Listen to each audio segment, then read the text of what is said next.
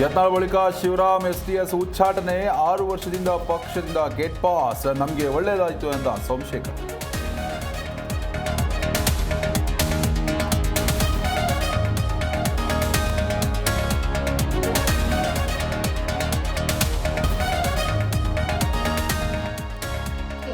High command ಶಿಸ್ತು ಕ್ರಮಕ್ಕೆ BJP ಬಹುಪರಾಗ್, ತಪ್ಪು ಮಾಡಿದವರ ತಲೆದಂಡ ಎಂದ ಬಿವೈವಿ ಸಿಟಿಆರ್.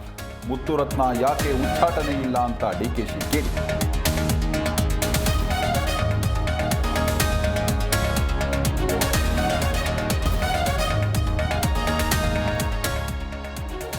ಮಂಗಳೂರಲ್ಲಿ ಮತ್ತೆ ಗ್ಯಾಂಗ್ ವಾರ್, ತಲ್ವಾರ್ನಿಂದ ದಾಳಿ, ಓರ್ವ ಸಾವು, ಮತ್ತೋರ್ವ ಗಂಭೀರ.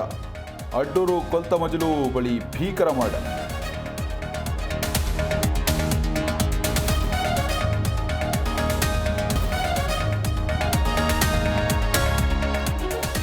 ನಿರಂತರ ಮಳೆಗೆ ರಸ್ತೆ ಸಂಪೂರ್ಣ ಕೆಸರು, ಹೆಗಲ ಮೇಲೆ ಬೈಕ್ ಹೊತ್ತು ಸಾಗಿದ ಯುವಕ. ಚಿಕ್ಕೋಡಿಯ ಸತಾರಾ ಬಳಿಯಲ್ಲಿ ನಡೆದ ಘಟನೆ.